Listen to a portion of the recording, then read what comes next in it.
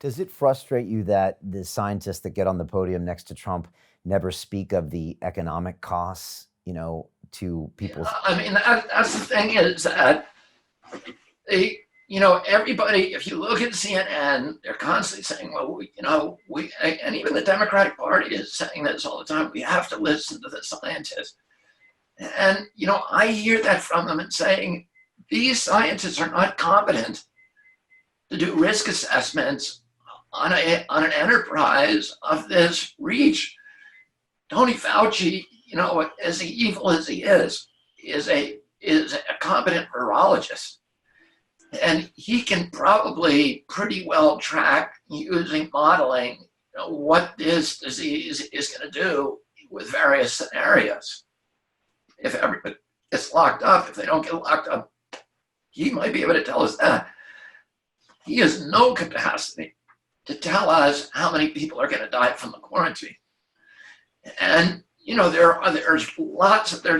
are plenty of social scientists out there who have been studying this their whole lives, who understand the accepted metric is that every 1% of unemployment that you get is 37,000 deaths. This is, back in 1982, so it's probably 50,000 deaths now.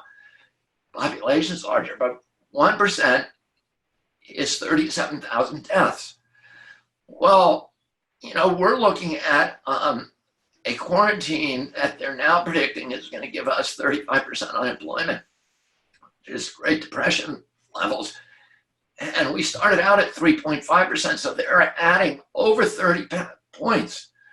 So if you multiply 30 times 37, it's 110 million people are going to die. And why do they die from unemployment? They die from heart attacks, from stress. Of those 37,000 people, about 9,000 of them are heart attacks.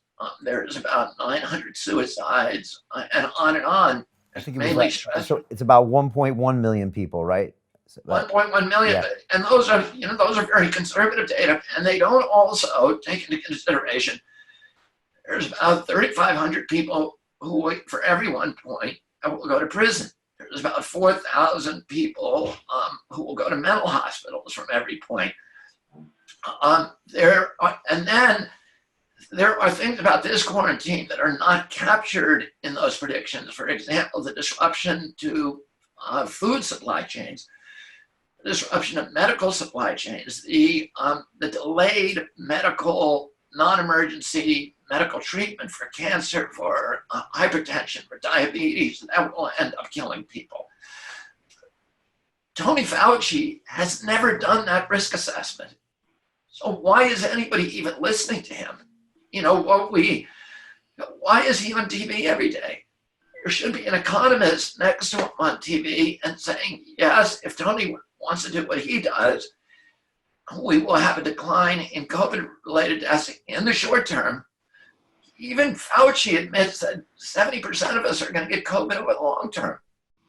So, the hospitals now are empty. Not a single hospital in this country during this entire process has had a divert order.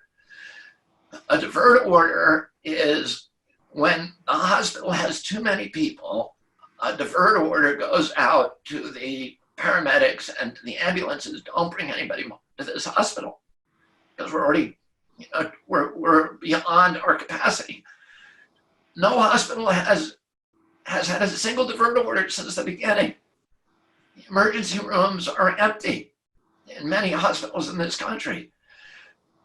If we were doing what they told us we were doing, which made sense to me, you flatten the curve until hospitals gear up, till they get the respirators, till they get the medications, till they get the masks, till they get the beds, till they get the nurses and the doctors trained and protected, and all of these things. And then you spend that money, instead of spending $4 trillion, on wrecking the economy, you spend $250 billion making sure that people who are vulnerable are protected, that the nursing homes are fortified and insulated, that people, who have chronic disease, we pay their paychecks and pay them not to go to work. We pay them to work from home.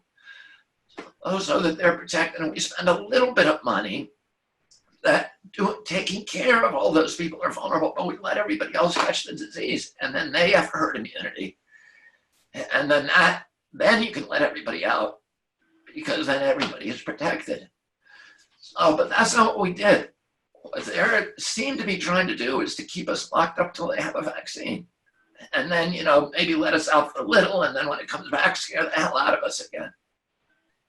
And if you really think it through, none of it makes any sense, because and people will say, if I talk like this, people say, you don't know anybody who died. Yeah, I do. I know people who have died of COVID. We had a friend die last night, friend's mother. But I also know people who have died from the quarantine. People I know people who were sober and are not sober anymore. I know people whose kids are suffering. And we need to make authentic risk assessments, and that's what our leadership needs to do, not run and fly. What Franklin Roosevelt said is the only thing we have to fear is fear itself. We were, when I was growing up, the land of the free, and we were the land of the free because we were the home of the brave.